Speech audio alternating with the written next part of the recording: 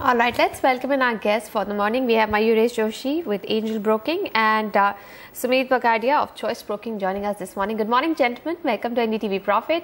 Sumeet, you would have heard what CLSA is saying for Nifty targets. What are your top bets for the day? It seems today's close is going to be quite crucial. Hi, good morning, Anisha. Well, yes, absolutely. The markets are looking bullish. If you remember, we have been giving continuously buy call from lower levels. Our immediate target for Nifty is 10,000. I think we will soon we will see 10,000 on charts. Overall, looking at the momentum, it seems that this level should be seen in next 3 to 4 months time horizon. As far as immediate trading bet is concerned, I think Nifty will face resistance at around 9450 as an intraday hurdle and 9500 as an overall resistance. Breakout above 9500 will take Nifty higher. Till the time 9500 is not taken away, Nifty will move in a range of around 9370 to 9500 levels on higher side. Now looking at the momentum, we have selected few stocks for the day, and the first one is from auto space, that is Bajaj Auto. Bajaj Auto is looking good on charts. Yesterday we saw a breakout in the counter. This breakout says that the stock is headed higher, and on higher side we can see levels of around 3100 and 3150 as a immediate target. I think one can initiate long positions in Bajaj Auto at CMP with a small stop loss to be placed at around 2910 on lower side for the upside target of 3100 and 3150 levels in next couple of days. The second pick for the day is Adani Port. We have been giving Adani Port buy call in Adani Port from 310 levels. Now the stock is quoting at around 358, 360 levels. Immediately looking at the momentum, it seems that the stock is headed higher, and on higher side we can see levels of around 380 as an immediate target, and overall the stock is headed for 400 levels. For a trading perspective, one can initiate long positions in Adani Port at CMP with a small stop loss to be placed at around 350 on lower side for the immediate upside till 380 and then 400 levels. The third pick for the day is from metal space, that is Vedanta. Vedanta is looking good after the fall which you had seen in last couple of days. Now it seems that the stock has taken a pause, and from here we should see a pullback rally in the counter. This pullback rally can move up till 260 levels, and if 260 is taken away on closing basis, then we can see a fresh upside move in the counter, in which we can see levels of around 300 as an overall target. Purely for a trading perspective, for next couple of days, one can initiate long position in Vedanta at CMP with a stop loss to be placed at around 225 levels on lower side for the immediate upside till 248 and 260 levels in next couple of days. All right, 3 picks coming in from Sumeet. Mayuresh, good morning. What are your top picks? Morning, Anisha. I think post the results yesterday, Hero MotoCorp is looking good. Largely, again, the management commentary is on the positive side. Double-digit volume growth against higher single-digit for the industry, and the hit that they've taken on the BS3 inventory of 193 odd crores, I think largely just stated on the bottom line. So again, I think the hope is with the kind of exposure that they've got specifically towards the semi-urban and rural market, and the expectations of a normal monsoon, again modifies the chance of a buoyant second half for Hero MotoCorp, both in terms of volumes and the realizations have held up pretty well. So again, I think that leverage should play on the balance sheet even if input costs are going higher. So stability in input costs will probably lead to margins stabilizing between 14-15% as the management is indicating, and there is enough scope for earnings to improve over the next 2 years. So Hero MotoCorp remains one of our preferred picks. From the auto ancillary space, Amara Raja has largely underperformed Exide in terms of a price performance as well as numbers. With the price hikes that they've taken, the kind of competition intensity that was there in terms of pricing barrier, largely I think that has probably shrunk, and that is what has given Exide the lead. But largely again, even if one assumes lead prices which are up 30% on a YOY basis, 6% on a quarter-on-quarter basis, and with expectations of GST, these two players probably control the market at this point of time. Industrial batteries are picking up, as we are probably seeing from the trend, and the replacement demand is again very, very strong. OEM markets with the volumes expected to go up give a further fillip in terms of the earnings profile. So Amara Raja is something that we'll continue to prefer. And from the larger mid-cap space, Akzo Nobel is something that I'll continue to prefer on declines. My own sense is that with 11% contribution in the overall paints business, Dulux is number 2 to Asian Paints in the decorative segment.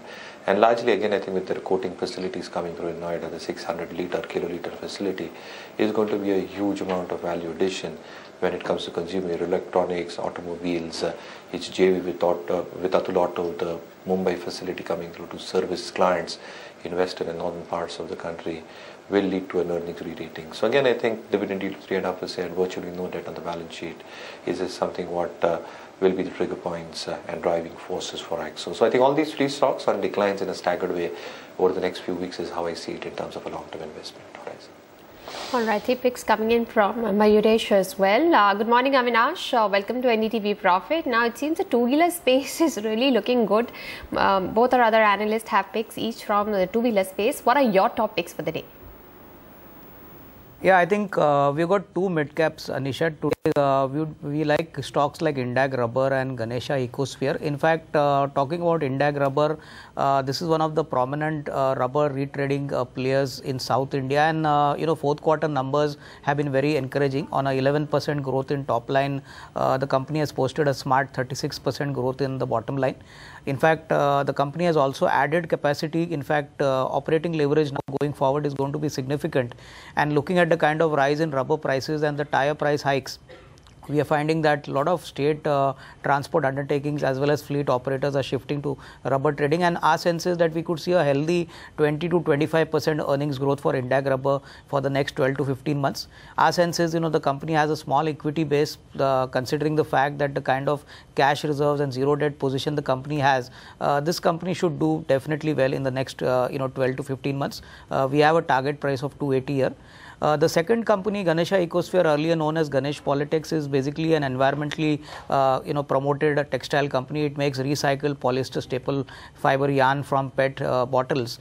And starting with a capacity of 6,000 tons, it now commands a capacity of almost 88,000 tons. The company has three facilities in north, largely in Rudrapur, Bilaspur and Kanpur. The company is now thinking of expansion, adding another 20,000 tons capacity. More importantly, in terms of financial numbers, the company has posted very strong numbers for the first 9 months of FY17, EBITDA of almost 60 odd crores and a bottom line of 22 crores. Our sense is that looking at the environmentally kind of focused business, a very healthy kind of return on capital employed, and more importantly, the focus by the government on Make in India and clearly promoting the recyclability of PET resins makes us feel that earnings growth in the next couple of years is going to be very strong and healthy. We have a target price of around 375, 380. And finally, Anisa, from the PSU SPAC, we like Bank of Baroda. Bank of Baroda looks quite attractive from a long-term point of view at the current level. The NPA policy which the government has announced is going to make matters little easy for PSU banks, and we expect not only a healthy fourth quarter, but even FY18 should be a lot better than FY17. Here one could look at a target price of around 250, 53. Right, let's talk about a stock that will be in focus today, and that's Glenmark Limited. They declared numbers, and the numbers on the face of it are looking pretty weak, pretty big miss as far as Glenmark is concerned. Now, I'll put it into perspective. So when we did a preview yesterday, we told you that this is going to be one of the most important quarters for Glenmark. This is the pre-open price. It's indicating a 10% down. Why is it indicating a 10% down? Because in pre-open, it cannot go down below 10%. Actually, the earnings cut could be as high as 15% as well on Glenmark. Numbers on the face of it are looking good, and you would say that there is a 23% profit growth, and still why it is indicating a decline is because they had the generic Zetia launch in this quarter. On Jan 1st, they launched generic Zetia, which is an exclusive drug, and they were expected to do an EBITDA of greater than about 900 crores. And the EBITDA that they have done is 450 crores, close to 450, 443 to be precise, which is on your screen. And that's why it's a big miss. Now, the expectation from Zetia was close to around 180, $200 million. But I think looking at the numbers that they would have done about 90 million. The con call is going on now, and they have yet not given what is the sales of Zetia in this quarter. But 90 to 95 million is essentially what should have happened. US business, very weak. It was expected to grow. Now, on a YOY basis, it has still grown, and that's why we have put it versus expectations. So the sales came at $150 million. It was expected to be $200 million, and that is the biggest disappointment in this results. From the con call, one thing that I could pick up is that the management has given a growth guidance of 15% on their US business. Now, India, for Glenmark, is big. It's 22% of their sales. That's grown by about 6.9 versus about 10% estimates. Margins, because of the exclusive drug Zetia that we have spoken about, has come in, was expected to come in rather at 30, but has come in at 18.1. Yes, there would be a certain one-offs in this 18.1%. You cannot expect that entire sales miss has only come in, but definitely these numbers are lower than estimates, and it's led by Zetia, which is their exclusive drug. This is the pre-open price, and in the next 3 minutes, I think the entire focus of market and volumes should go into Glenmark. 90 rupees down about 10% at this point of time in the pre-open session. Avinash, have you looked at Glenmark numbers? And just to put things into perspective, that Glenmark, I think, was the only stock that had not fallen in the pharma pack or had not shown any big underperformance. But now that results are not good, you expect it to play the catch up on the downside? Yeah, I think, Pankaj, I think this is one stock which had not fallen compared to the other pharma stocks. And I think you're right that, expectations for the new molecule were on the profitability front were significantly high. I think one would have to hear out the management commentary as to what were the reasons for this fall in margins and going forward, what is the outlook going ahead. I would believe that, the biggest disappointment has been the US market. And I think here, if the weak traction continues, then we could see this weakness in the stock continuing for a long time. Our sense is that, after today's gap down, only some clarification from the management as to how things would pan out in the next couple of quarters would drive the share price. But definitely, I would believe that, some one-offs seem to be there in these quarterly numbers, and this does not seem to be a recurring feature. So, to that extent, I would believe that any weakness, beyond 10% could possibly be used as an opportunity to accumulate the stock. I would not be completely looking at it negatively, because there are some triggers from the US markets, and hopefully in the coming quarters, if the new molecule Zetia takes little more momentum on the positive side, we could expect a recovery. But overall, I think today the stock should open weak, and I think overall, one would like to get more clarity from the management. Right. Sumit, Avinash from a fundamental side had a view that buy on declines, buy below 800 rupees or around 800 rupees. Can you just technically tell us quickly a level where it should see some support on the downside? See, in last 4 days, we had seen that the counter has given a very good upside move. Immediately, because of the results, there is a possibility that we might see a sell-off in the counter. But overall, it seems that the stock will find intraday support at around 850 or 850 levels or so, and the overall support is placed at around. Sumit, it's in the pre-open indicating 815. So if you could give us a level even below that. See, the overall support for the stock is placed at around 800 or 810 levels. So if these levels are taken away, then we will see extended fall till 750 levels. 800, 810 would be the final support for the stock. Below that, we will see levels of around 750. And if these levels are not taken away, 800, right, then from here on we will see. Sumit, I'll just come back to you. So both Avinash from a fundamental side believes that 10% decline, which is around 810, should be a buying opportunity, and Sumit is also saying that around 810, from a technical perspective, one should start to look at a stock if it actually doesn't break that level. But opening prices could go anywhere. There could be some panic in the market. It has done well in the last 3-4 days. So let's see what the opening is. 13 point higher as far as Nifty is concerned. Sensex is up about 35 odd points. Hindalco is up 1 rupee. Axis Bank is flat, absolutely flat at this point of time. Z was among the top gainers yesterday. I think it's going on the downside today. Glenmark is down 12% right from the words go. 790 rupees for Glenmark. That's what Glenmark has done right now. And it's just trickling down. It's just trickling down. It's around 800 rupees right now. But I think that it went into that circuit level, and then you are now seeing some stability over there. So that's about 800 rupees as far as Glenmark is concerned. 11% decline. And I think that it may not take down the other pharma stocks, but definitely, it is something to watch out for. In the first 10 seconds, 15 seconds, as we've seen the trading session, it's already seen volumes of around 5.5 lakh shares. So that's clearly some amount of volume as well that you are seeing on Glenmark. It's trying to recover now, trying to stabilize around the 806 level, and that's what Glenmark is doing. Maruti is up 7 rupees, Dr. Reddy's is up 11 rupees. That's declaring numbers today. TCS is down about 18 odd rupees, and Yes Bank is up about 1 rupee or so. Tech Mahindra, 1 rupee on the higher side, 435 for Tech Mahindra. BPCL down about 2 rupees or so, 0.36, and Wipro up about a rupee or so at this point of time. Lupin is down 5 rupees, L&T is down 2 rupees. Eicher Motors, I mean, what a beautiful run the stock has had.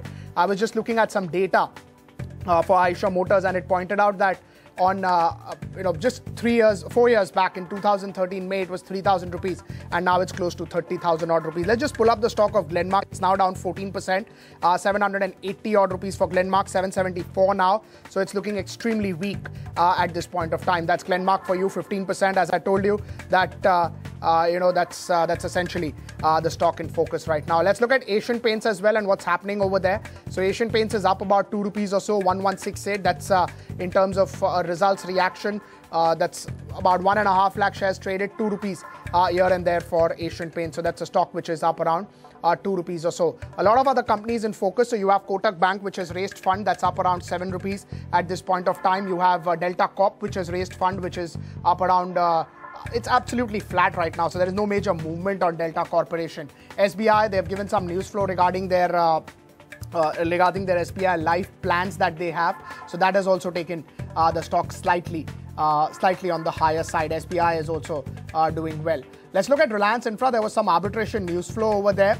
Let's just look at how the stock is reacting. It's up around 3%. So that's a pretty strong move for Reliance Infra. Generally, when this counter moves, it moves big, whether it's up or down. So that's Reliance Infra for you. That's around 3 to about 4% on the higher side. Havells, that's a second day results reaction to it. Yesterday it was flat. Today it's down about 7 to 8 odd rupees. So that's a stock which is going down now. Dr. Lal Pathlabs is down 1%, 953, but they will declare numbers today. So ahead of numbers, it's down about 1% or so, 953 for Dr. Lal Pathlabs. Just about 5,000 shares or so traded. Let's just look at Glenmark once again. So 787, 13 to 14% decline. Avinash, you pointed that a greater than 10% decline, you would start to look at the stock, but just wait for a couple of days, let the trading positions unwind, whether it's long or short. Yeah, I think Pankaj, clearly, it would be better that the dust settles down, because as I mentioned earlier, some sort of clarity from the management as to how the outlook, looks, at least for the next couple of quarters, is important. I think the markets were not expecting this kind of negative surprise on the US markets, specifically that the stock had actually held on quite well compared to other pharma stocks. So I would believe that it's better to hold on for some time before we see some stability in the stock and some more clarity from the management. Right, but when the stock falls, especially when pharma stocks fall, they generally fall on the US FDA concerns like this. Now this is based on earnings. So is that different? Can the D-rating be higher? Yeah, I think, if the US market traction continues to be weak, and at least for the next 1 or 2 quarters, if there is no improvement expected, I think that would definitely be a little disappointing for the stock movement going ahead. And I think, the market would obviously look at the forthcoming quarter as to how the US market growth pans out. I mean, at some point of time, the stock will stabilize, but further movement or any further, kind of re-rating on the stock could entirely depend on the fact that how the company performs in the US market. And obviously the coming quarter would be very crucial, because actual numbers would definitely decide as to whether the management commentary is going to be equally justified by the financial numbers. Right, Mayuresh, what will be your call on Glenmark? It's down 14% now, of course, based on results. No, I mean, absolutely agree with Avinash.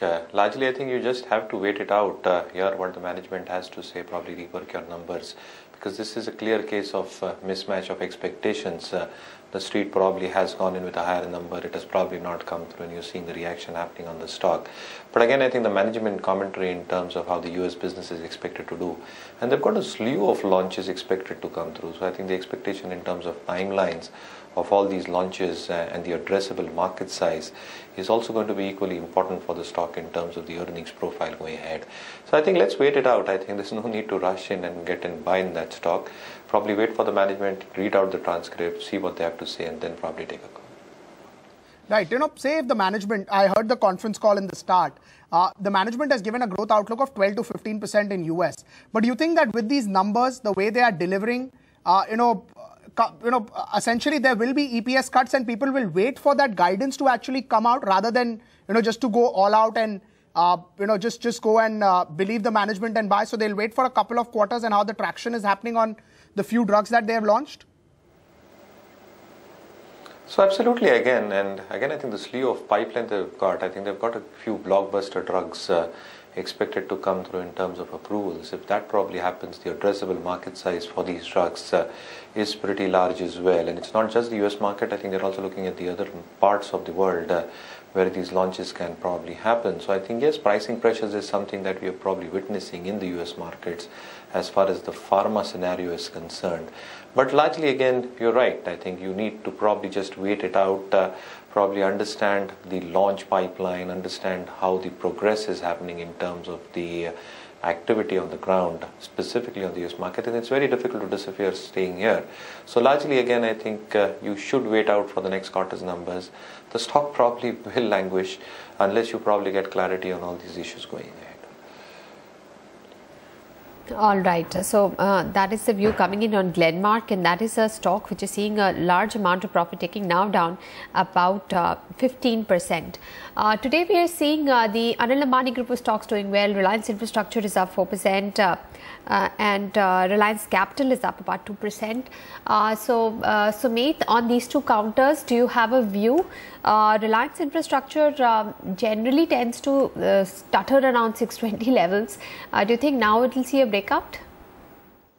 See, Anisha, Reliance Infra and Capital, both these stocks are doing well. In the last couple of weeks, we have seen that the stock has given a good move from lower levels. Now, looking at the structure, it seems that from here on, both these stocks are headed higher. As far as your question on Reliance Infra is concerned, it has given a breakout above 610, 615 levels, and immediately the stock will face resistance at around 630, 635 levels. So the immediate target for the stock stands out at 630, 635 levels. And if these levels are taken away convincingly, then there is a possibility that we might see a extended move in the counter till 670 or 690 levels. So yes, absolutely, the stock is headed higher, and from here on we can see a decent move in the counter from present levels too. So those who have taken long positions at lower levels, they can hold on the existing long positions with a trailing stop loss to be placed below 600 levels. And if anyone wants to initiate a fresh long positions, then they can initiate between 610, 615 levels with a stop loss to be placed below 600 for the upside target of 635 and 670 levels in next couple of weeks. All right.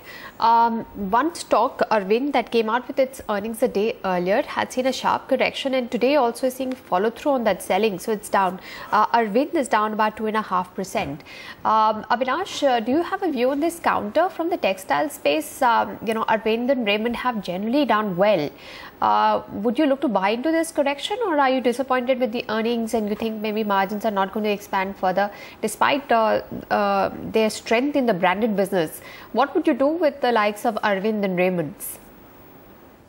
I think clearly, looking at Arvind's numbers, I would believe that probably the stock would get further corrected to lower levels of around 375, 380 odd levels. And I think that would be a good entry point, because I would also concur with your view that, the retail business and the branded business is growing admirably well. Their margins are also better. In fact, the management has also already lined up plans that going forward, the percentage of branded retail business is going to increase, and margin expansion will take place from there. I would believe that the fourth quarter was definitely impacted badly, but if one were to look at FY18 going ahead, I think hopefully once the retail business actually gets further traction, you could see a good expansion in earnings. So probably wait for some time before you can actually accumulate the stock. But this is definitely a stock which may not do well in the short term, but in the medium term, at least looking at the next 12 to 15 months, it should do well. Mayuresh, do you have a view on any of the jewelry stocks? Because a day earlier we'd seen a big move in Titan. Today it's very subdued. The stocks like PC Jewelers also down about 1%. How would you view some of the jewelry stocks?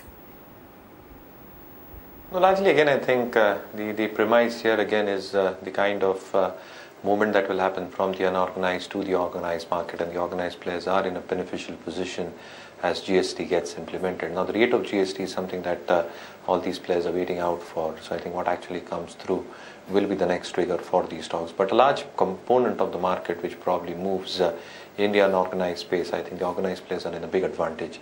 The second part to answer your question is also the studded element. The studded jewelry has higher margins. So the proportion of studded jewelry for these jewelry players also is an important integral component in terms of how their overall margins will be.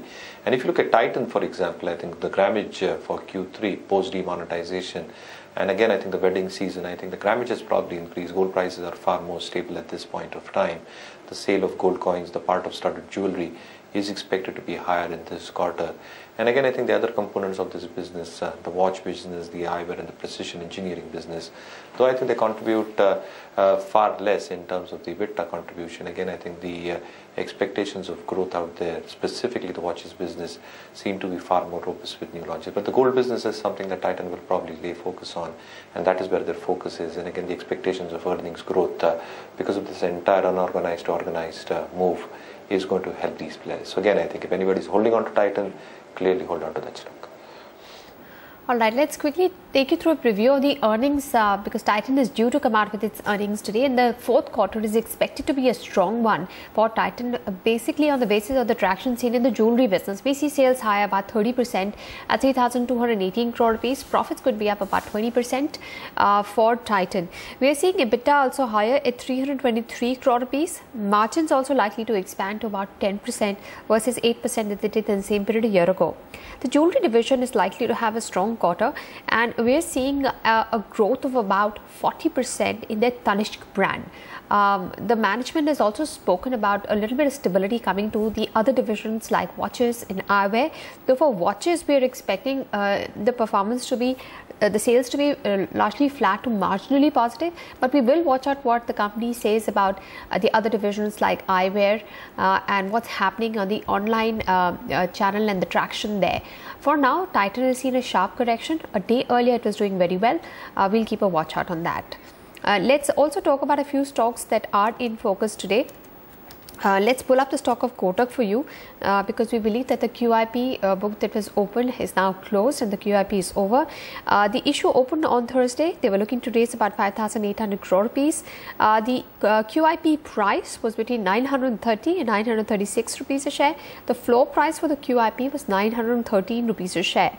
They were looking to sell about 3.37% stake, or about 6.2 crore rupees shares, and it seems like the QIP has been done. The stock at this point of time is off the highs of the day, up 0.25%. SBI is another stock to watch out for. That one is off the highs of the day. The markets themselves have corrected, but it's still holding up above the 300 rupees a share. The news coming in is that the board has okayed the change in plan to dilute stake in SBI Life. Now, the plan now is to offer 12% of SBI Life via IPO versus 10% that had been decided earlier. SBI plans to offer 8% of the stake that it has in the insurance firm, and BNP Paribas Cardiff will offer about 4%. The shareholding in SBI Life at this point of time is that SBI has about 70% stake and BNP Paribas Cardiff has about 26% stake. Mayuresh, this was expected, the life insurance value unlocking was expected in SBI. Plus, we've also seen a favorable view coming in from CLSA on SBI, saying that if the asset quality problem is solved, then the PSU banks, notably the large ones, will look very attractive. What levels do you see on SBI? Are you convinced? Would you look at buying at these levels, 300 rupees a share? So I've always been positive on SBI, Anisha. I think I will be optimistic going ahead as well. And the entire premise of asset quality was going away. I think it's going to be a very slow and gradual process. So let's realize that it's not a quarter or two. I think that the asset quality prices are going to just get whisked off. So largely, again, I think with the kind of book that SBI carries, a slow and gradual recovery on its base itself is going to be a huge value addition in terms of its return ratios. On the other side, I think the credit growth has been languishing. So as credit growth starts meaningfully picking up, and with the base that SBI has in terms of capital adequacy with its branches, I think the leverage probably plays on its balance sheet far better than the other PSU banks, which are still probably struggling for balance sheet growth capital. So in that sense itself, I think these parameters stand out for SBI. The other triggers in terms of insurance business and so on and so forth, that probably is a value addition in terms of the overall price as we see it on a FY19 basis. But even at these levels, probably within the PSU pack, I think SBI is something that stands out. And again, I think I remain extremely optimistic over the next 2 years on SBI. Mayuresh, what will be your call on the entire consumption numbers that have come out so far? So sales have looked decent, in line or slight bit of negative bias, but on the other hand, you have margins which have surprised. Now, for some, there has been some ad spend which has come down. For some, they have passed on the price hike very well. You think the focus of markets would, from volume growth, shift to margins in FY18? Are these margins going to be maintained or not? So largely, again, I think from the consumer pack, my presumption, you're talking about consumer staples and FMCG. Yes, I think the kind of input cost inflation that you've probably seen play out on the numbers, probably I think will lead to probable erosion in terms of how the margins are expected to play out. But largely, again, I think even if the input costs stay on an elevated levels, I think the pass-through element will come through for most of these companies. Most of these companies have done a partial pass-through, and the expectations of a full pass-through might actually happen over the next few months. As demand picks up meaningfully over the next few quarters, with expectations of good rain, because nothing has changed on the ground. I think expectations of good rain, the 7th Pay Commission recommendations, that actually is a fillip on drivers for all these stocks going ahead. So a large part of the element in terms of valuations will be how the pass-through happens, and if the companies are successfully able to do that, and as demand catches up, I think the margin stability is going to be witnessed because raw material prices to a certain extent have probably risen.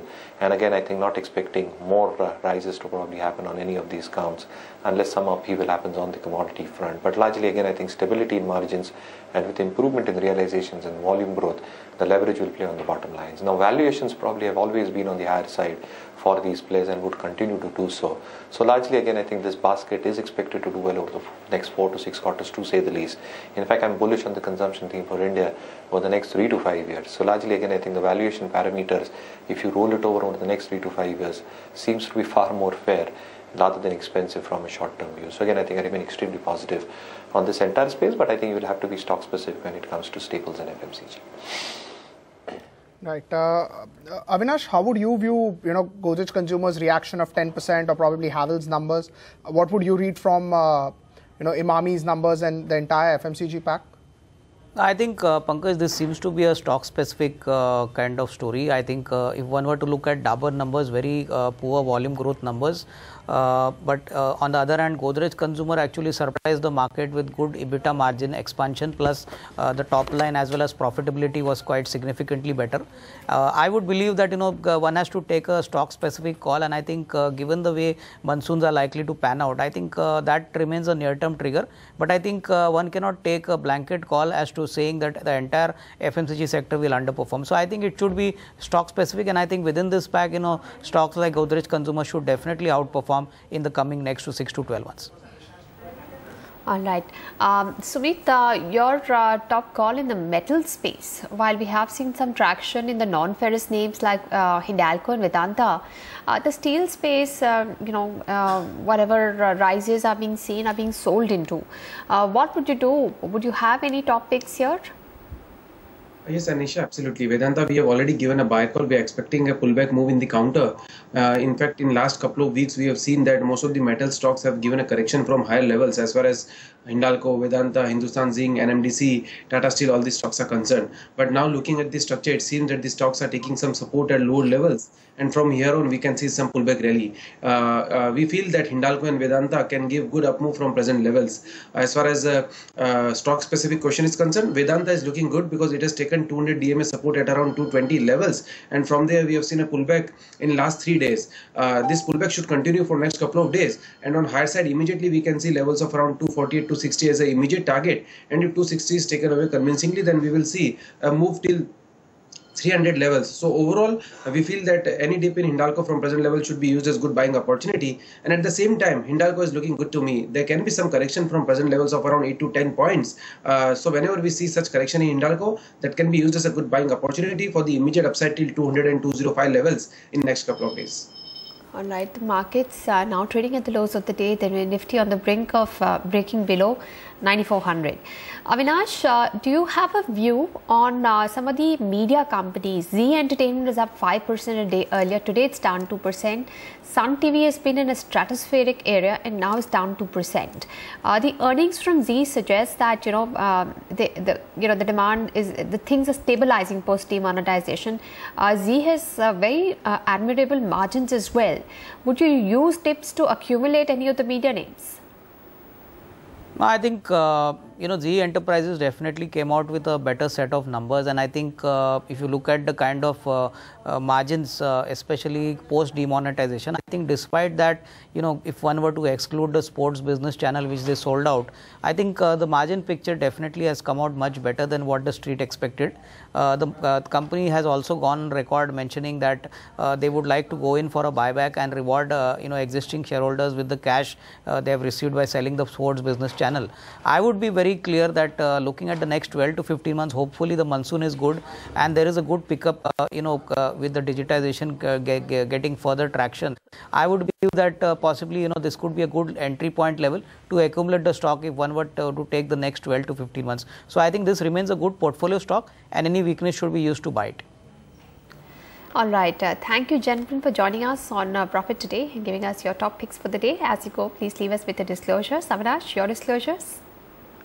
Whichever stocks we mentioned on the show today could be there with our clients. I don't have personally any positions in the stocks mentioned today. Mayuresh, your disclosures? Anisha, no personal holdings in the stock discussed, but it is possible we have discussed this with our clients. We may be holding these stocks on behalf of our clients in our funds. Sumeet, your disclosures? Anisha, we spoke about many stocks, especially the frontliner stocks which we have discussed on NDTV Profit. We share the same view with our clients too, and the stocks are in regular discussion with our clients. So it's better to assume that our clients might have position on the stocks which we have discussed here. Thank you very much. Thank you, gentlemen, for joining us on NDTV Profit.